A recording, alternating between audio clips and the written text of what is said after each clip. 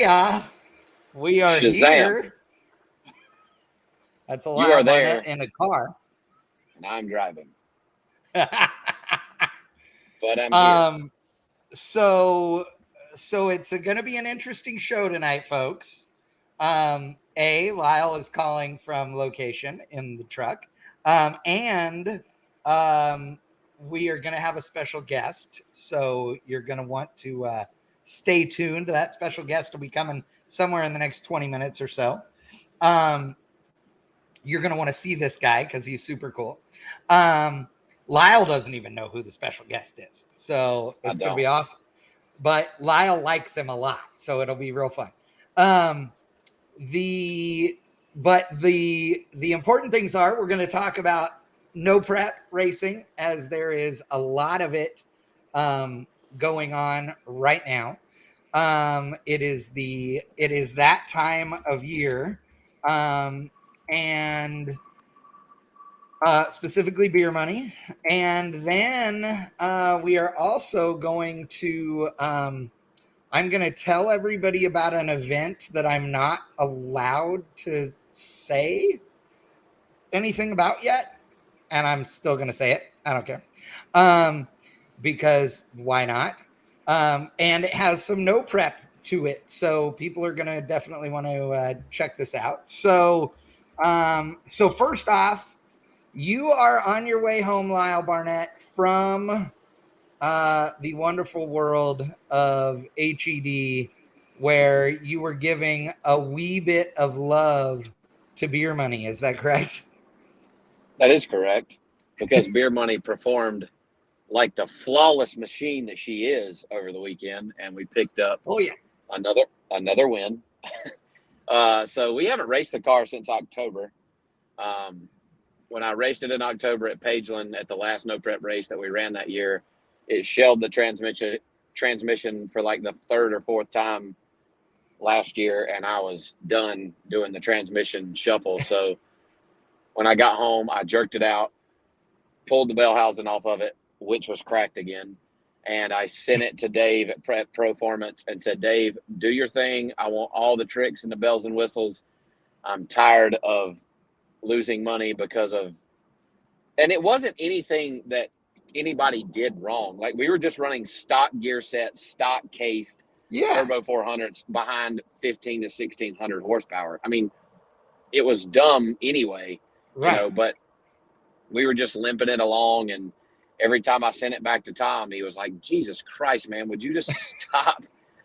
So I sent it to Dave and had him do his thing. Him and Pete worked together on some stuff. And so I fixed that. And then Biggin and Bailey put a mid plate in it. Pete and Jay and the guys at the shop freshened the motor.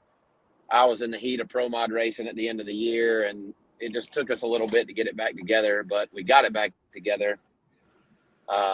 We've tested it twice over the past couple months.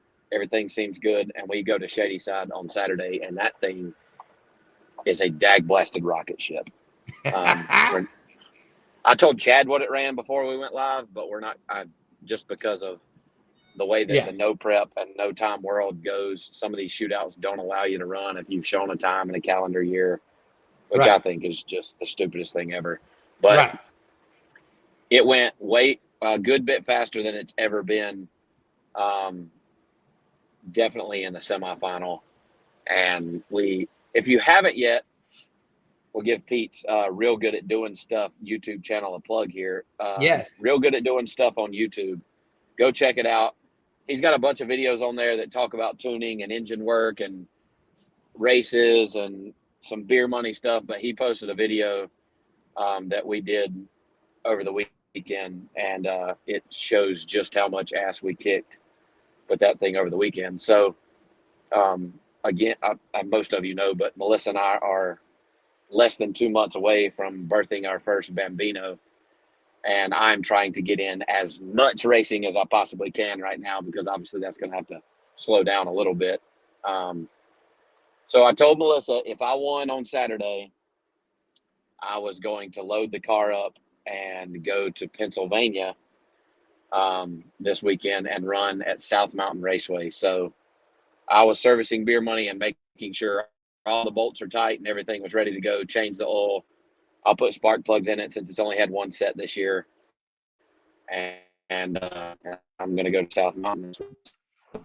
So I want to know this because Doug DeLay said, how many wins do you have with beer money? Do you know what the total is off the top of your head? It's more though. Would it be fair to say you've won more in beer money than any other race car you've driven? Pretty close. I won a bunch of races in the Blue Goose when we were running at local Tommy Kirk's Pro Truck. Like I won a bunch of races in that car. But I don't think, I mean, so obviously we won a race to win the car. Yes. I won a couple streetcar shootouts before that year was up. Man, I don't know. I've easily won 20 or more, 20 I was just going to say, I mean, it's had to have been 15, 20, 25 races. I mean, something like that. A couple dozen probably. I mean, we won like, and I didn't race it. We raced a good bit, but I didn't just race it a ton because of everything, NHRA and other stuff. But I think I won 7 or 8 last year. Yeah. I've raced one race with it this year and one already. And I would say that we've won at least that many more, if not that half again. So let's just say, I would say somewhere in the 20 plus or minus, -2 +5 or something like that. Right. Want to say thank you to Stephen Merced sending us a super sticker, dude. You are awesome. Thank you. We appreciate that. We will have a drink on you. Mike Cotton has a great suggestion. I know you can't read it because you're driving. See, so this is what's awesome about the chat right now. So Cotton says, Chad, I say that the next time he wins, you walk up and smack him in the face. Cotton, if the next time I win, if Chad walks up and smacks me in the face, I'm immediately going to come find you and smack you in the face. But see, you know what the beauty of it is? The single greatest thing about that is that I could walk up to you and just haul ass into the wow, and then go, it's Cotton's fault. Yeah. And it would legitimately be Cotton's fault. It would. Yeah. And Cotton in turn would get slapped by proxy. So yes, just know, Cotton, that if Chad slaps me, I slap you in return. So there you go. There you go. I love it. Thank you, Cotton. You are the man. Again, Stephen Merced, rock on. Appreciate the big super sticker. Yeah, thanks, dude. So the no prep racing scene this year already off the hook. Like crazy stuff going down. This last weekend, Yellow Belly here in Texas. I was pissed I couldn't go. I ended up having a bunch of stuff I had to do this weekend, just didn't make it out there. But Yellow Belly was off the hook. That track looks rad. It's sketchy. It is. I haven't raced there in years, but when you go through, like if you look at Kyle Loftus's post about the racetrack, Mike Cotton, you keep. Oh, that's awesome. If you look at Yellow Belly, when you go through the finish line, it goes to one lane. So you go through the finish line and you have to make the decision ahead of time as to who's going where, because you got to share the lane. And then the grandstands there are covered and they're right up against the wall. And because they're literally, people are sitting at the wall, they have chain link the whole way, all the way to the roof, so that people can't throw anything on the racetrack is the idea. Right. Because back in the day, that was a pretty common deal. Like that place gets rough late night. Not nearly as bad now as it used to, but it used to be it's still rough, but it used to be one of those places where back in the day where if you didn't have protection on you while you were on the starting line, then you were one of the only people who didn't. I'll put it to you that way. So it was entertaining. Let me tell you. they've made huge strides there, like big promotion, doing a bunch of stuff after nobody would have believed it would have still been around, all these years. But Limpy did a great job, another big event there. So I really want to go to the next one. We'll see, but it is a cool place. There's so much just nut stuff going on there. Everybody that races there that's been like never been talks about how intimidating and weird it is on the starting line, because it makes South Georgia for one of Donald's races look empty. Like legitimately, they have to move people out of the way for you to even drive into the water box. Like, it's not uncommon for you to just be bumping people with the race car as you're pulling into the water box, because there that many people on the starting line. It's crazy. Well, and you know me, I'm all about moving people with the race car in the burnout box. So I know that's right. Absolutely. That's right up my alley. The only rule there, as far as I know of any of the racing, is what Jet Black just put up there, which is no glass containers. Like, it's the only rule that I know of at the drag strip. Like, you can do whatever you want. I mean, that's common sense at any racetrack across the globe, I would hope. Like, right. Oh yeah. I cringe when I see people with glass bottles at a racetrack. It doesn't make. I'm not going to say that I haven't brought glass bottles to the racetrack before, but I've brought them and either kept them in my pit only or poured them in a cup. Like, it's just not good. But anyway. Stephen Merced is asking, Lyle, were you ever in a Sweet 16 event? No, right? One of Duck's I've Sweet been 16? to a Sweet 16 event, but no, I've never raced in one. Right. I mean, I wouldn't mind it. It's not. Yeah. I'm not going to say it's per se a bucket list type deal, but I wouldn't mind going and running one. But I don't know, man. Radial racing is definitely my roots. It's where I come from.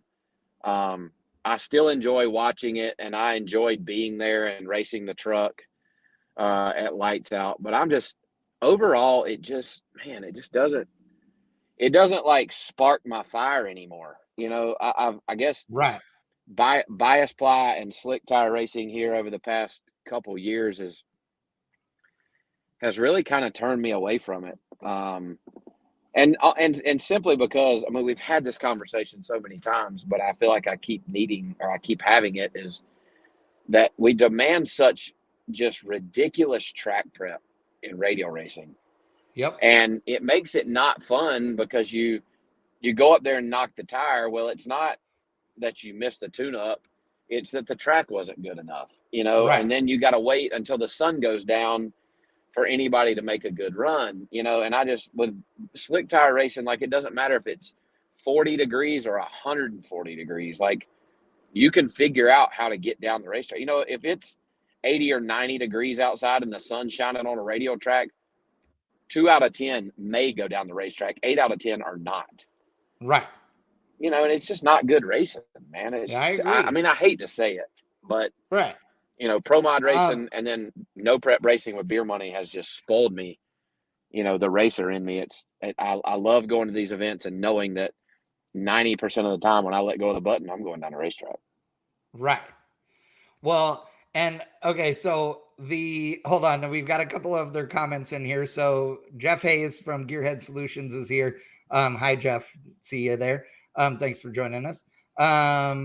Stephen Merced talking about people throwing stuff on the racetrack, but Josh Udi says, speaking of entertainment, Chad, get Lyle to tell you about the old Pete Harrell scooter shuffle. So I have a feeling that Pete was up to his old antics. What was going on there? So we've got a couple HED stories that are worth sharing at the moment. So you didn't come to the Snowbirds. No. But when we were at the Snowbirds, a buddy of mine, Jason Harris, who is a PDRA Pro Nitrous World Champion, a longtime pro mod racer, he comes rolling up to my pit on one of these Segway 9-bot. It's very similar to the Bird or the Lime scooters that you rent in the big cities, but you can buy them at freaking Costco. They're like $650 or something. Right. 20 mile an hour, 20 mile range. Super convenient for the racetrack. The handles fold down. You can carry them like a briefcase. So I immediately go to Costco and buy 2 of them. Well, I came back. Doug Cook jumped on one of mine for like 5 minutes and sent one of his guys to Costco to buy 4 of them. And then the next thing you know, Doug's got 4, Justin Martin's got 2, Pete's got 1, I've got 2, and we have a literal scooter gang. And so Pete takes his home. Pete didn't actually ride his at the track. It was still in the box. And he got it home and wanted to try it out. So Pete breaks his scooter out. Now, wait, keep in mind that home is a 2-lane country road in Mooresville, North Carolina, with a gravel driveway to the shop that's HED, which is a big metal building like you would expect, commercial building with machine shop in it. But the only pavement out there is the pad in front of each shop and the 2-lane road. Right. So Pete was riding, and these, like, they have pneumatic tires, but they're not made to ride on anything but pavement or concrete. So Pete's riding his scooter in the driveway. Oh, well, on the gravel. Yes. So there's a little drainage ditch cut across his driveway so that water running off of the shop doesn't just pull up in front of the doors. It can run off. And in the dark, it has a headlight, but I guess Pete didn't know how or forgot to turn it on. And Pete at freaking watt or wide open throttle squares the ditch up and it stops the scooter. Well, Pete's 6'4", about 230. He did not stop. And he comes over and off of that thing, piles it up in the driveway, hurts his shoulder. The next day I came by, he said, I just don't think that scooter's for me. And I'm like, what the fuck do you mean, man? And he told me the whole story. And what I would pay to have security camera footage or to have been there to witness it. We would not need a podcast or jobs. We would be YouTube famous. Oh God, yeah. What went down in that driveway. So that's the scooter story. Oh my God, I love it. I'm laughing scooter. because hello to Sean Bowie from England. I'm laughing because Josh says, HED is not scooter friendly. So yeah, that's good. Monty Fitzgerald in the house as well. Hey. Dude, Roger Richards, Grandpa in the house. Dude, glad to see you here. Let's see. So yesterday, yeah. After Shady Side, I just took the trailer to my house because it's only like 35 minutes from my house. Right. And then yesterday morning, I took the trailer back to Mooresville, went to work, and then I went to Pete's yesterday afternoon to get it unloaded and whatnot. And the driveway situation there with, especially with a motorhome, but with my truck and a 34-foot trailer, you got to do some swinging to get them in there. Well, right. I took a little bit of a wide approach, and when I turned in the driveway, I trailer whipped Pete's mailbox and just took the mailbox clean off the top of the post. So if you go to Pete Harrell's page, he's posted a picture. My fix for it was 2 ratchet straps for now until we can get a generator. So Pete and I built this mailbox when I was there a couple years ago, and it's an engine block with a crankshaft welded on the outside to the top of it, and then the mailbox on top. Right. And so it's all welded together. Well, I cleaned the mailbox clean off the top of that crankshaft. And my fix for that was 2 ratchet straps for now, but he posted a picture of it. You'll have to go check it out. It's pretty awesome. Oh my God, that's awesome.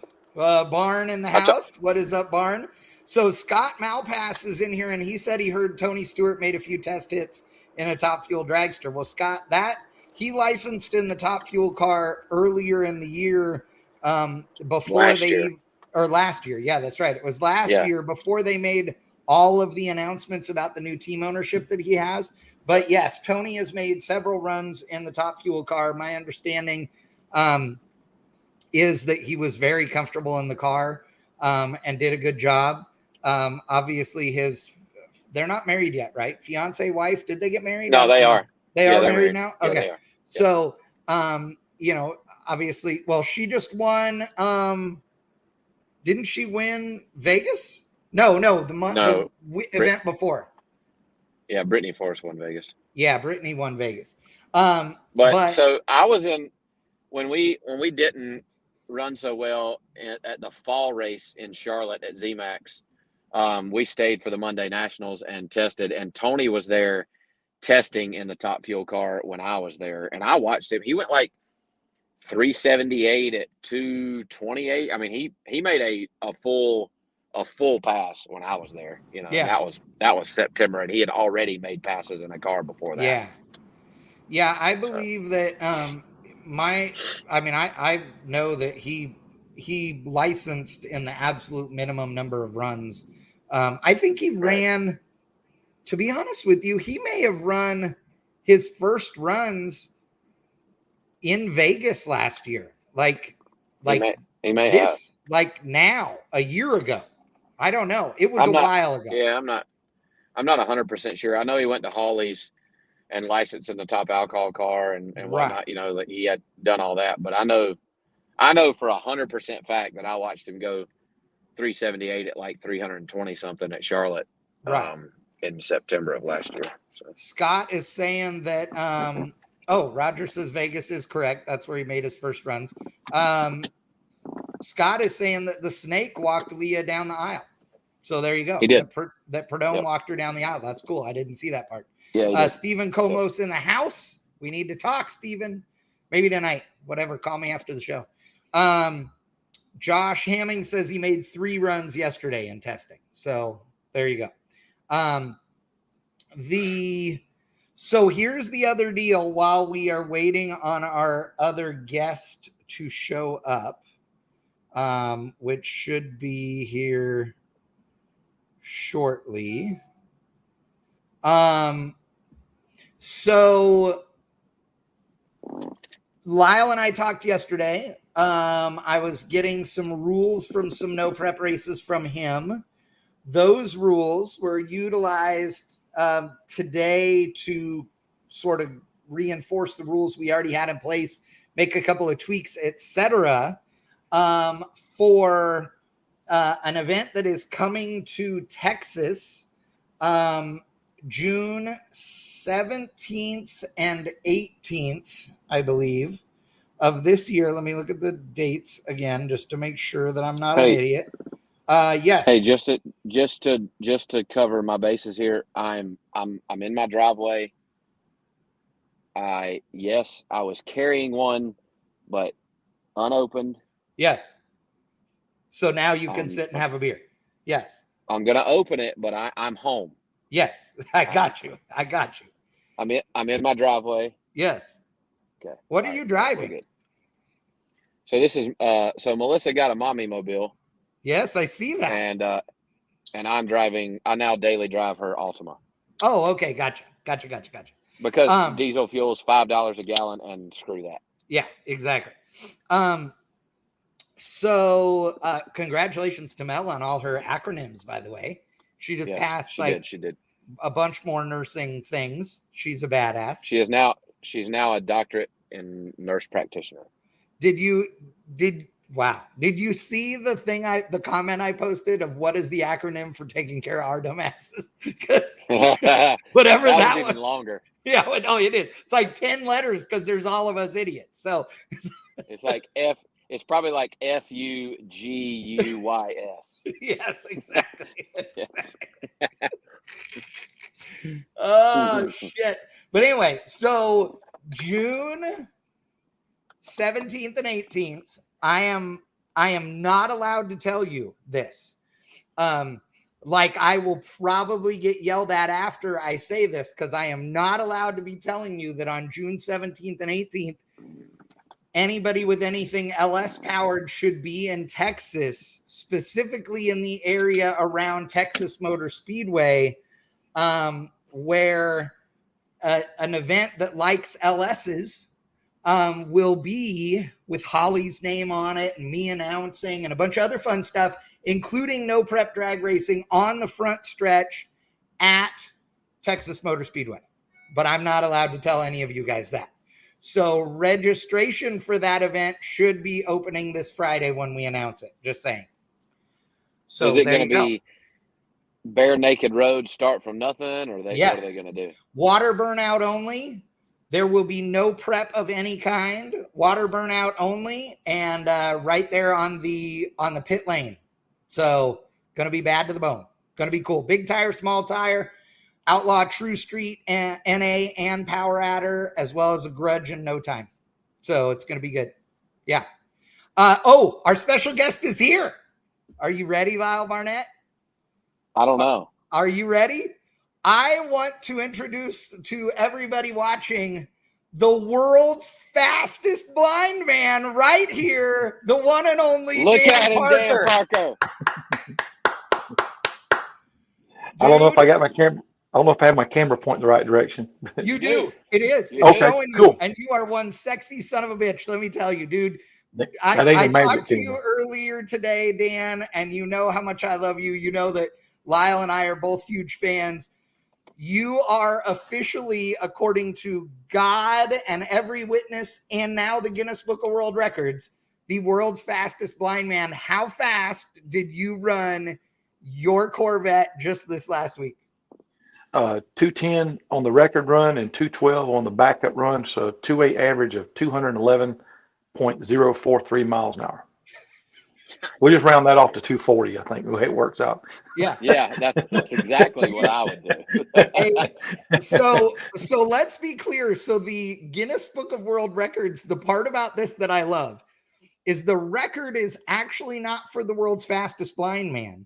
It is for the world's fastest blindfolded person, right? That's Because other people have done this by just putting on a blindfold that obviously they certify they can't really see.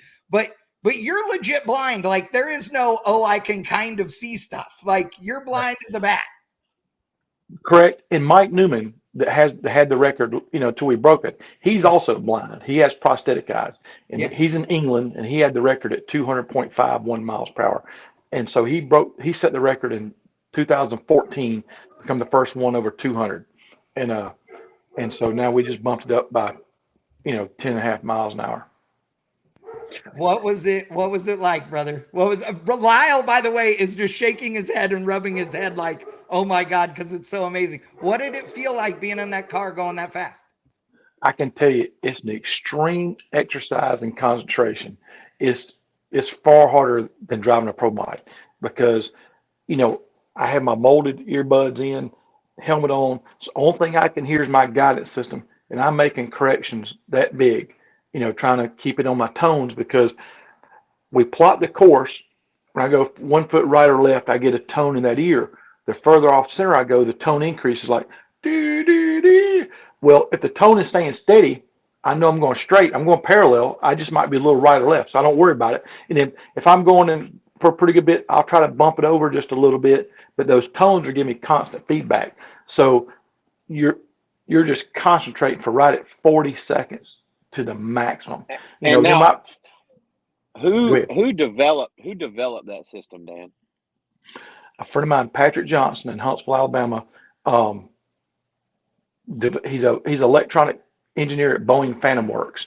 So certified pocket protector, straight ones and zeros nerd. I always messed with him. Genius. But him and Alan Dudley back in the day made their own fuel injections. I don't know if y'all remember MFI. It was when people first started running alcohol. Ken Rainwater ran it on his Outlaw 10.5 car. So Patrick is the brainchild behind that. And so he's loved motorsports, and so he designed and built that guidance system, and he just does it on a volunteer basis. I have to buy the components, and just to let you know, there's one sensor that's roughly 1 inch by 1 inch by 1 inch. It's over $4,000. Just one of the aspects of it, and we have two setups because we built two. So the practice car has one. So while the team was working on the race car, me and Patrick would just go out there and, beat up the C4. And we actually burnt the transmission up at the spaceport. It won't go in high gear no more. So if anybody wants to volunteer a 4L60E, we could stand one around here.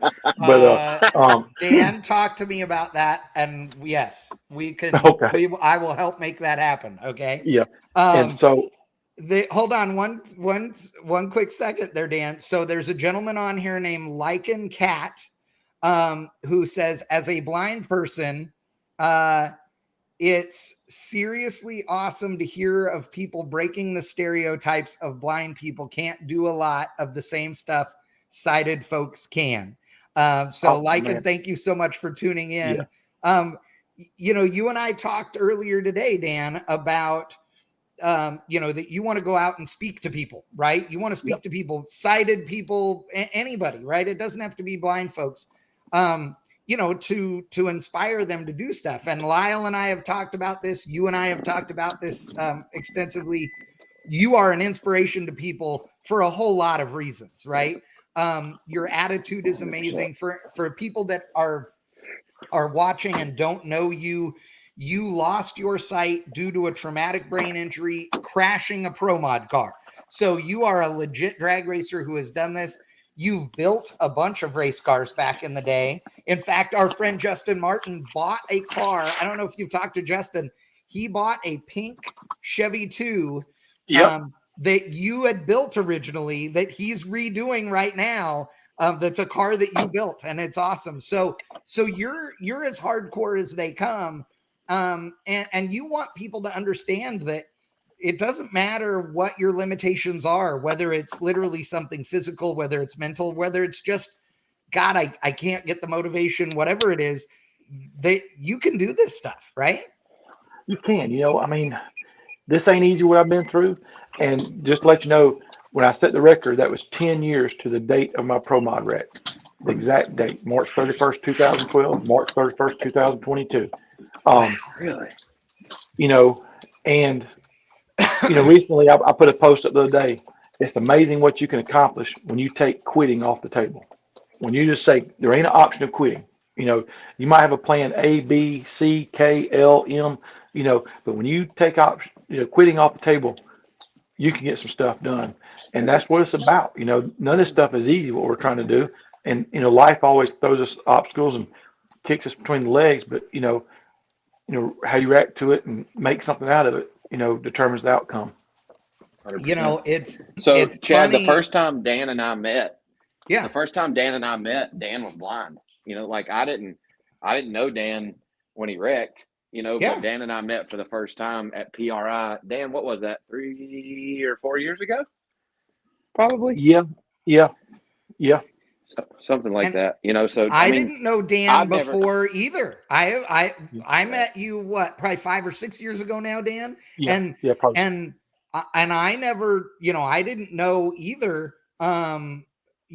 Before I knew. It's funny because when Dan and I first started talking, and we start talking about the racing that you did, Dan, and the people we knew and all that, it turns out that I knew who Dan was, right? We just had never met or talked or whatever beforehand. So it was, you're just another racer. But the thing to me that's been amazing is that from the first time that I met you, we were talking about the motorcycle, right? Which your first land speed record was on a 3-wheeled trike. How fast did you go on the trike?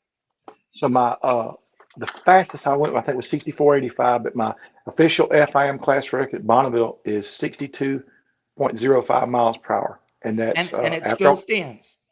As far as I know, yeah. That's after I went blind, and I'm the first blind man to ever race Bonneville, and it's an official FIM record with no asterisks beside it about blind or anything, because from the time the starter gave the clear and Jennifer, told me course was clear, until I stopped, nobody helped me. Right. And so, it's a regular FIM class record. And so that record, what was your guidance system then compared to your guidance system now? The exact same thing. It's more sophisticated because we didn't have the gyro sensors in it that we have now. It was purely GPS based then because we was only going, under 75 miles per hour. But when we did the Leno deal, we were trying some new call outs. Mike in England had the record, and Ben in Australia, the world's fastest blind man on motorcycle. They use follow riders, and they're saying right, left. Well, so we tried that. That's what was actually calling out to me on the Jay Leno deal. But I came home, just evaluated it, and I wasn't getting constant feedback, And so we went back to the tones. Then that way, like I said, if I'm going straight, and the tones are constant, I don't worry about it, you know. Right. And so we found it was a better, you know, feedback for me to relate to. And so it's the basic same thing that we did 2013, you know, Right. and about like this time in Bonneville, we tested 3 weeks prior, 2 weeks prior to Bonneville. We had some problems, regrouped. Patrick went home, reprogrammed the guidance system. We met at a secure remote airport in North Alabama that we may or may not have had permission to run on. And the first, you know, they pushed me with a side by side, and then the first time I cranked that motorcycle, I went to one end of the airport to the other, um, and you know, only got about probably 20, maybe 25 miles an hour, but I did it. You know, Yeah. I went, you know, it was huge because I mean, I was bawling like a baby. I tell you, you know, from, you know, at that point, I was only about 18 months after my wreck, you know, to Right. go from, you know, total darkness to 18 months later racing a motorcycle was just unbelievable. So Dan, let me ask you this. So when I was there with you at the spaceport when you with Leno, okay, at last year's event, and I know you didn't go this fast, but it was still amazing, right? The performance of the car was great, but you guys had a bunch of little things. Like you really were thrashing to make the car, do what you wanted it to do. Um, was was it one of those things where the frustration level when you went home was um, that inspiring, or was it a downer? You know what I mean? Was it okay, we've learned something, screw it, we're coming back better, or did it kick you in the gut, You know, when we came on Leno, we was ecstatic because, you know, that 153 mile an hour pass on Leno was actually the first full pass ever. You know, we were testing on the runway at 2:30 in the morning, but we had to stop at about 115 miles an hour because I was out running the rental cars because there's no lights on the runway at Spaceport, Yeah. and you know we had rental cars running beside us. Well, so the 153 was my first full pass, and then we came home. Then COVID hit, you know, so Yep. everything just came to a screeching halt, and the car sat for over a year. And then we went to Arkansas for the East Coast Timing Association event earlier in 2021, and we had back the same system that we had at Leno, and I had two aborted runs. Just nothing worked right. You know, I just couldn't get in the groove. It was all, you know, just my comfort level. So at that point, I made the decision that I was going to try to find a test car. I put on Facebook, I wanted something that had similar handling characteristics to the Corvette. I said, well, C4s have relatively decent power, similar handling characteristics. So I put the word out, and a local guy, um, he sold me one cheap. You know, I Yeah. said all I wanted it to be is have air conditioning and an automatic. And Yeah. so if because we go to the drag strip, we just make lap after lap. We don't get on the return road. We just turn around the runway. Patrick reverses the course. And I stick it wide open the other way. Stop, do 180 and wide open up, you know, the other way. So I've done burn up 2 sets of brakes on the C4. And uh, and I think I got the brakes on the C6 too this week. Um, so we went back to what we knew, you know, and practice and practice and practice, and and that was instrumental. And at Spaceport last week, the guys would be working on the car. Me and Patrick would take the C4 out, and I could run 115 miles an hour with a 40-mile-an-hour crosswind and not veer 6 or 8 feet total. And Wow. And and let me say one thing for people that are at home and they hear that. So when you say you were veering not 6 or 8 feet, one thing that guys don't understand that don't do any land speed racing, if you go to Bonneville, I'm going to use Bonneville for example. The conditions in Bonneville of the salt vary wildly depending on the year. Some years it's very dry and fluffy, and that fluffy salt is sort of like snow. It's sort of like driving in snow. There are some years where the salt is just wet enough to be very hard, and it's really like almost like concrete, but a little rougher. And then the most common is some sort of mix, right? There'll be wet areas, dry areas, whatever. Um, Regardless, the racetrack is, really, really wide. The racetrack at Bonneville is 100 feet. wide, something like that. Yeah, 90 feet, I think. Yeah. Yeah, 90 feet. There you go. And they refer to the car as letting it dance, right? And so you're driving a car, and I've been, 238 miles an hour at Bonneville. The car just sort of goes where it wants to go, and you let it, because the aero is so different at speed for a very long time than it is at a short hit on a drag strip. So you let the car just sort of wander around as long as it's still going in the right direction. So on a paved surface, like a standing mile event or something like the spaceport, in those scenarios, it's definitely better than being on the salt, but you still let the car kind of go where it wants to go. If I was driving or Lyle was driving, we would totally be fine with the car moving 6 or 8 or 10 or 20 or 30 feet in either direction. Wouldn't even hardly make us make a correction. So for you, the blind guy, to be making corrections based on your guidance system to keep it in within 6 or 8 feet, I'm not sure that either Lyle or I would be keeping it within the same 6 or 8 feet, honestly. And that was with a 40-mile-an-hour crosswind. Yeah. So Tuesday and Wednesday, I think I got in the car Wednesday afternoon. The winds calmed down a little bit. So my first pass, I started at a 3/4 mile. I went 158. We turned it around, started at the 1 mile, and I went, I think, 176 from the 1 mile. But we were still fighting getting the car to leave and idle. I ordered the PTC torque converter too tight, 100% my fault. And so we put it in gear, and it was wanting to shut off. And sometimes I just crank it up in gear, and it would barely roll off. But the guys got that fixed for the most part Thursday morning. We learned a few things. So I'm going to put a dump valve on it. And so my 205 pass, I felt it.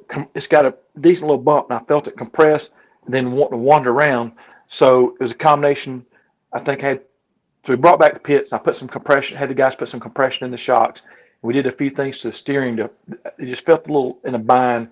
Been sitting up, and we oiled everything, and Jason made adjustment on the steering, and got it freed up. And then we went back out there and next pass 210 and 212. And the car, so the modifications that are done to the car from, any C6 Corvette that I would be racing, let's say, the guidance system. So that electronics package is different. And then the other thing that's different is the fact that you have a second steering wheel on the passenger side that is connected via a chain and gears, so that if somebody is next to you, so you can practice that there is somebody there that, in case, like a driving instructor, they'd be able to grab hold of the wheel if you lost track of where you were or whatever. But for your records, there is nobody riding shotgun with you. No, there was. So there was. I don't know who's the bigger idiot, me or Jason White, riding with the blind guy. But so Jason White. So Jason did ride with you. Okay. Yeah. For insurance reasons, gotcha. they wanted a passenger. We had to provide GoPro footage. Him with his hands up off the steering wheel. He didn't do anything. So but so he rode with me. Would you ride with him, Lyle? 110% yes. I would too, and I got to tell you, I got a lot of friends I wouldn't ride with doing that can see. And in fact, I would probably trust more that Dan rode with me while I was driving, because I would like to try to drive with that guidance system, but I think I would want to be able to see first and kind of know. Yeah. And but y'all welcome to come down. We'll go to Fancy Drag Strip or Reynolds or Montgomery and turn it on in the practice car awesome. and go out there and do it. That and so would be awesome. That would be cool. Everything safety on my side is mimicked on the passenger side. It has window net, head containment seat, all the extra roll cage. My car, obviously since my wreck going blind, safety is extra. Oh, we locked up Dan. Imagine like Lyle. Oh, there. So, what's that? Oh, you there? You locked up for a second. You said that everything in the race car is double on each side, and then you started to say, since your wreck, safety is paramount. Yep. And so we 10 pounds of fire suppression is the minimum. I have 20. SPA techniques and fire aid in the car. the Jason White spent all last summer on the car. The baddest thing he did that I love, and everybody needs to look at this, is it's got paddle shifters that came from Italy that bolt onto our regular racing steering wheels on the 5-bolt pattern. And so one is for my, pull to talk now to talk to Patrick. The other one's the parachute. So when the system calls out parachute, I can deploy the parachute with my pinky. Nice. That simple. Man, they're so smooth. They are just Wow. awesome. And so the guidance system can deploy the parachute if needed. But Patrick has it called out. I should have stretched it out, but 200 feet before the finish, it says parachute, and then pull it when I feel it tug, then we shut it down.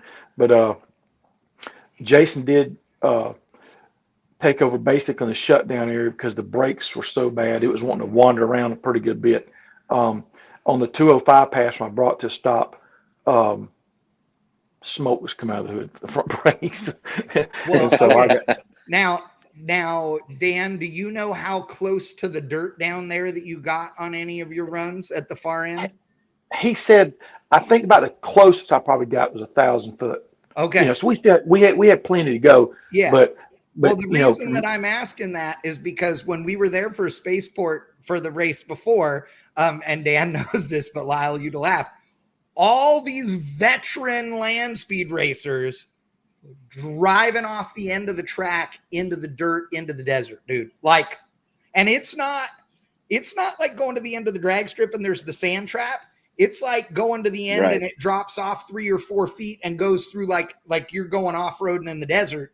And we had multiple Lakesters and a couple other cars that went not because they were going so fast they couldn't stop, but because the guys were like, oh, I have plenty of room. So they lift off the throttle and they weren't in the chutes or they weren't in the brakes early enough. And then by the time they realized it, they couldn't get stopped down there. It was just ridiculous. Yeah. So yeah.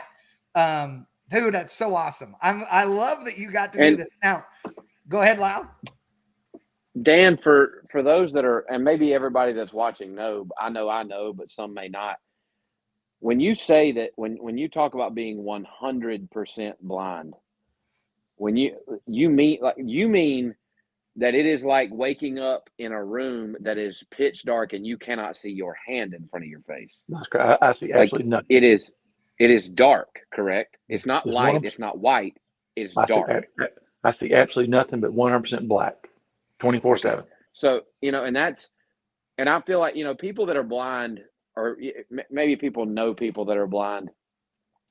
There's a difference in being blind and being 100% blind, right? Like legally blind and 100% blind are two totally different things, and I think that for me, and I'm sure for most that are watching, makes what you've done that much more impressive. It's not that you are kind of blind, like Right. Your ass. I'm kind of ugly, but I ain't kind of blind. You are 100% Right. ugly, like yes, 100% blind. And that's what I think that is. I mean, it's cool that you did it with a guidance system. It's cool, all that stuff is cool. But the fact that you're 100% blind, right, that you see absolutely nothing. Yeah. Well, because think is about what makes this. that impressive. So if you're in a car or whatever, and you close your eyes, right? The feeling is so much more exaggerated, right? If you are on a roller coaster with your eyes closed, right? Like the whole time, like you don't know what's happening, like it's way freakier. Now, I have to think that because, when you lose a sense, the rest of them get stronger. So you've got like your spidey sense that has to help you a little bit. But as far as not to be completely disoriented, but nonetheless, I have to think that there is like a certain amount of, I don't know if faith is the right word, but you've got to have this confidence, this faith in yourself, whatever you want to call it, when you sit in that seat that you can do this, that I don't know that most people would have, well, I know they don't, because most people wouldn't even get in a race car if they can see, you know what I mean? And that's, the definition of blind faith is to believe in something for which there is no evidence. And that's, there's no evidence.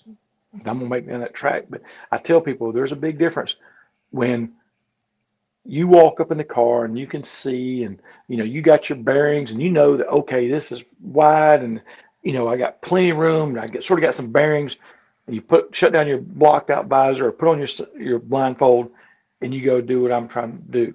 Versus, when they walk me to the start line to the car, hell, I don't know if some guns facing north, south, east, or west, or where I'm at, Right. and so I'm putting my trust and faith in everybody around me, and I'm blessed to have the team that supported me. And we just get suited up like everybody else, and you just got to have faith in it. I've told Patrick, I got all my faith in him, and it's definitely different. So So over my recovery time, I spent a couple, I don't know, let's say I probably spent a couple weeks what I would consider completely blind, Dan. Yep. When I had my eye surgeries, when they rebuilt my eyelids, Yep. obviously the swelling involved in that caused me for at 3 different times, but one time in particular, they did both eyes at once and they were swollen completely shut. And I was blind for a little bit. So I spent, maybe more time than some, obviously not nearly as long as you, 100% blind. But I remember coming home from the hospital after the double surgery, and I had just gotten comfortable enough walking from the recliner to the bathroom that I felt like I could do it on my own, right? And I did. And I was still, for whatever reason, I was determined I was going to stand to pee like a man, right? I'm gonna stand up and I am gonna take a piss. And I realized after I started peeing that the How much sound of a of my mess you can piss make. that the sound of my piss hitting the wall was not the sound I should be hearing, and I immediately decided from That that was point forward that I should piss sitting down. down. Yeah. And to this day, I still, if I wake up in the middle of the night, granted, I'm not completely blind. We've got a night light in the bathroom and I can still get there. But to this day, if I wake up in the middle of the night, you can ask Melissa Bowen or Melissa Barnett now. Right now, I still sit to pee for that very reason. And it started that day and I continue that today. And That's a one true thing, fucking story. I love it.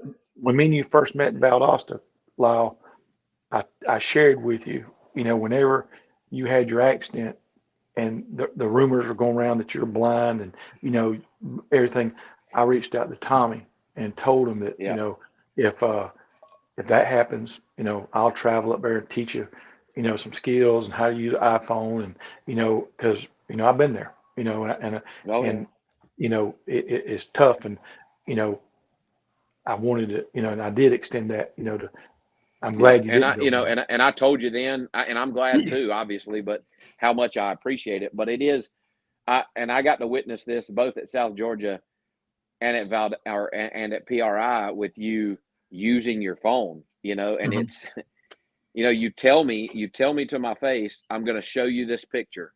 Yes. And then you've got your phone up to your ear, and you're thumbing through that thing as fast as about as fast as I thumb through mine. Yes. And you don't know if you're showing me the right picture or not. For all you know, you've got a picture of your bare ass on it or whatever. But Oh no, when Dan turns his phone around, it's exactly the picture he told me he was going to I show know. you. I've been the Hang on same a way, second, dude. man. I can't believe it. Yes. yes, What? see, all my pictures are labeled.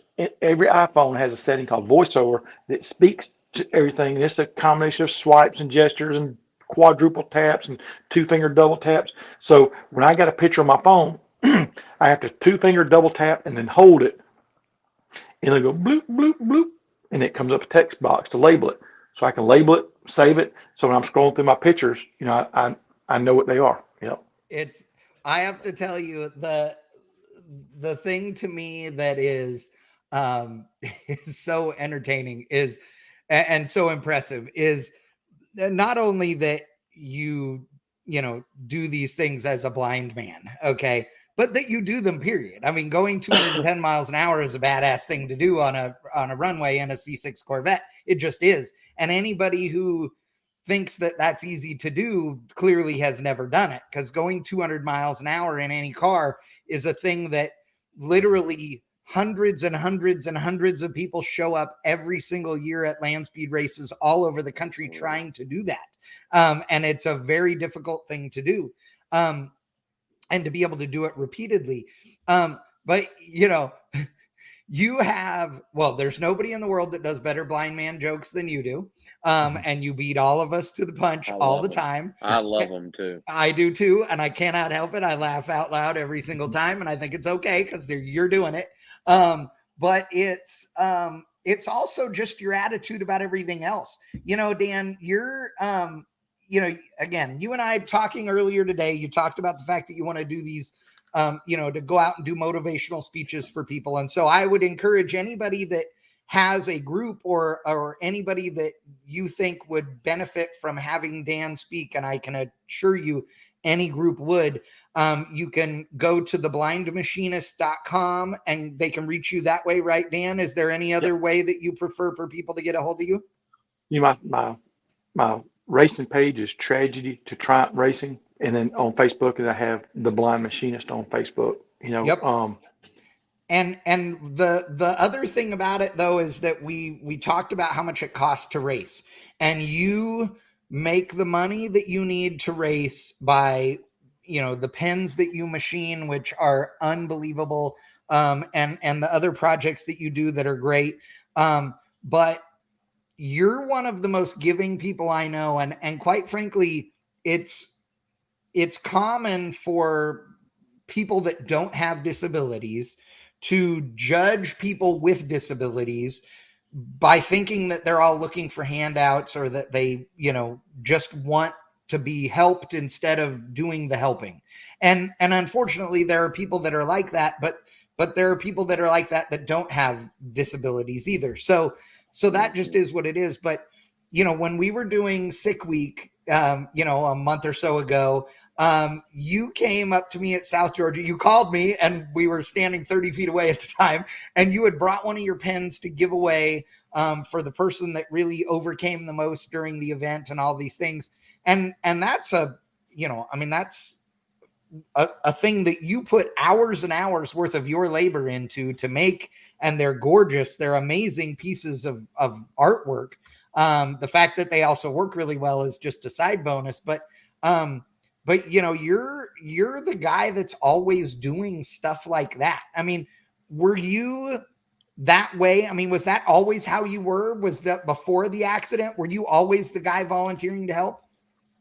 I tried to be, and I've always been a compassionate person, and try to be a thoughtful person. Some people that race with me thought I was an asshole because whenever I was racing, my nose was to the ground. I was here to win, but I would go out of my way to help people, and don't say nothing about it, because that's just who I was. I've always been that way. I was a guy, if I'm downtown Atlanta, 4 lanes of traffic going each way, and I see a lady broke down the lane, I'm turning around and go over and help her. Right. That's the way we all should be. And we should be that way. I agree. Yeah, that's right. Yep. Well, and that's just what my DNA is. I want to ask you one last thing. I know it's getting late, and I so appreciate you, coming on the show tonight, and you are welcome anytime. Jennifer, so your lovely fiance, Jennifer, is one of the sweetest people ever. I have had the distinct pleasure of being around her on numerous occasions. I can tell you that it is so awesome. I know that Lyle appreciates this too. When you are a man or a woman, and you have a spouse or a partner in life who is there and stands there beside you, who props you up when you need to be propped up, who supports you, who takes care of you when you need to be taken care of, there is nothing better than that. Like, that is literally the greatest gift there is. And Jennifer is that person for you. And I have to tell you, I don't know if you know this or not, or if you notice this, and I want to know, but I see Jennifer's posts and the things that she does now and the things that she says. And I literally thought this a couple days ago. She's a different person today than she was a year ago, 2 years ago, 3 years ago. She always was there to support you and always your cheerleader, but she's louder about it now. and I mean that in a good way. Good way. Yeah, She's that's right. even more proud than ever, and she's more determined. Like you can just tell. And you're nodding and smiling. I mean, do you notice this about her? Oh yeah, definitely. She we were both just balling at spaceport, when I set the record, and she's like, I know I look like a train wreck, all her mascara's gone, everything else, and and Did you tell her and you she, look great, honey? Did you tell yeah, her? that's right, yeah, That's and exactly what I'd have told her if I were you. and so, Dave, you've never looked prettier. that's right. Exactly. When I begged her to leave when we first found out I was blind. She just been living with me a few months. We've been dating over a year. And I told her, I said, just go home, just get whatever you want out of the house, just move back to Birmingham and forget about me. My exact words were, I ruin my life, don't ruin yours by trying to do the right thing by me. And Yeah. luckily, she's a little hard headed, and she stuck around. And it ain't, she's been here. It ain't been easy, and she stuck with me, and she's special. As you know, and Absolutely. anybody that I met a blind guy one time. He was a truck driver sitting there filling up his fuel tanks in his hydraulic off his PTO whip, took his eyes out. He was in the Oh, hospital about a week. He was home for 2 days. His wife packed her crap up and left. She said, I'm not taking care of a blind man the rest of my life. How heartless can you be? And yeah. so it happens. That's reality. Yeah. You go through stuff like Lyle and I went through. You definitely find out who loves you and who don't. And but that's the positive side of it too, because you find out who loves you and who don't. Yeah. Absolutely. Well, I know that there are a bunch of people that helped you do this, and I'm not going to put you on the spot to name them all, because if you forget one, you're going to feel horrible. So I want to encourage everybody to go to your Facebook page, look at the posts. There are several people that have done other posts. Just look up Dan Parker. Again, my absolute sincere congratulations to you and Appreciate it. everybody that's had to do with this For project sure, Dan. now or any time in the past.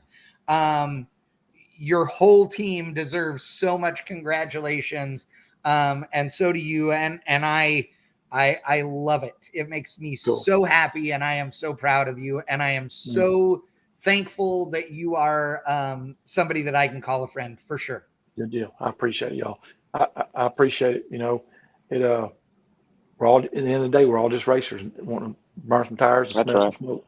Absolutely. That's right. And if you I don't know if I should say this, Dan. Okay, screw it. We're gonna. I want everybody, and Lyle, you're gonna like this too. And I literally have not said a word to this to anybody at all, except Dan when we talked earlier. I want everybody to make a post on Facebook, and to tag Holly. Okay.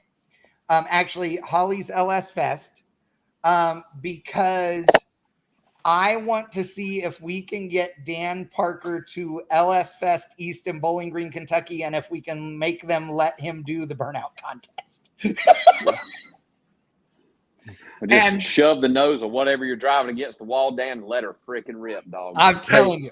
No, he's got the brakes for it. He can do it in the Corvette.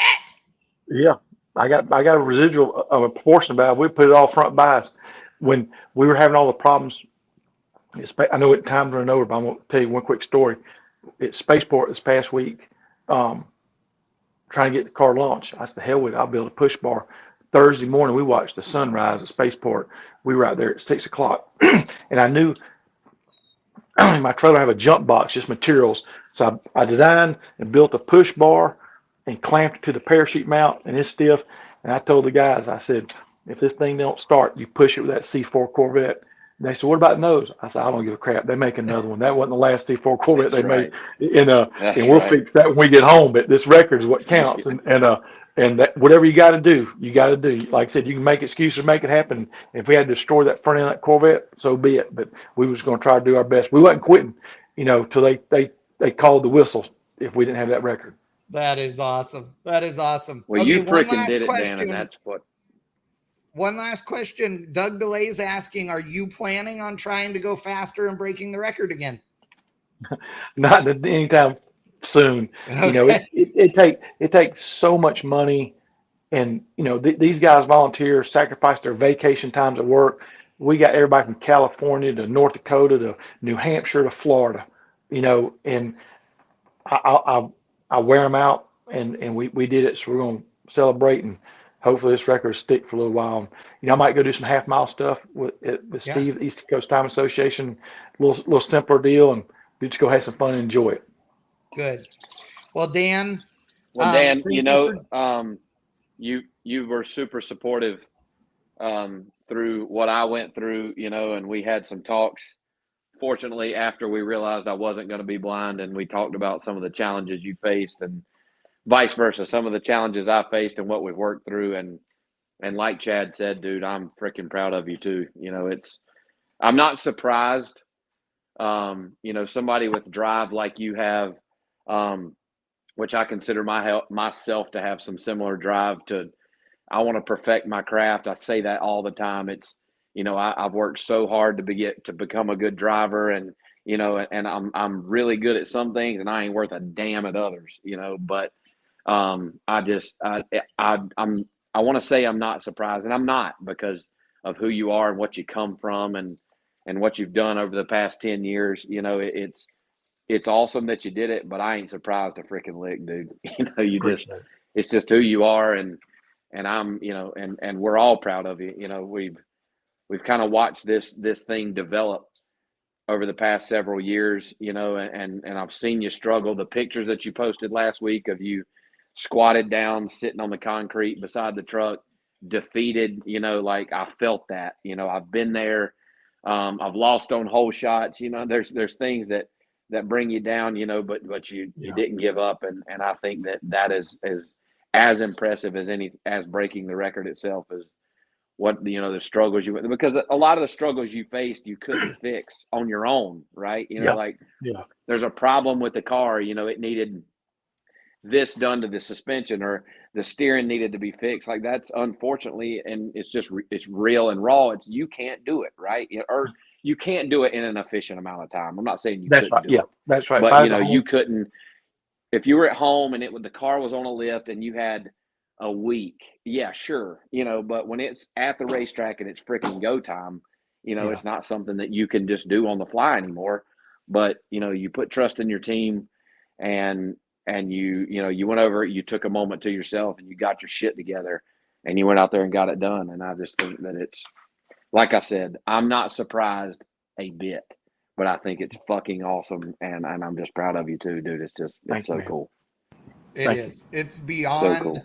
It is beyond awesome. It just really is. And I hope you understand that how much joy you have given to other people by doing this and being so good at this. Like that is cool. To me, that's like one of the best measures when you win at something in life and other people are happy for you as well. Dion Payne II is talking and asks what the record was. So for anybody that's just joining us, Dan Parker here is completely blind, 100%, sees nothing but black, and just set the new Guinness World Record for the world's fastest blind man at 211.04 something. Is that right? Yep. Yeah. And the record was 200.51. Yeah, it's awesome. It is awesome. So again, thank you so much, Dan. Tell Jennifer we said hello. We will have you on the show again. Lyle, tell Mel Bell I said hello as well. I know the little one is on its way. And and to everybody that watched here tonight and that joined us, thank you so much. We appreciate it. MacFab Performance Beadlocks and Motion Raceworks. We couldn't do it without them. We will see you again next Tuesday for the next edition. I will be in Las Vegas for that one. The start of the Spring Fling. I'll be fresh off a no prep winning beer money, so we can talk about that. Exactly. I see what you did there. I see what you did. All right, ladies and gentlemen, we are out of here. We appreciate it. See ya. Call a player if you see him on the street. See you, Dan. See y'all. See you.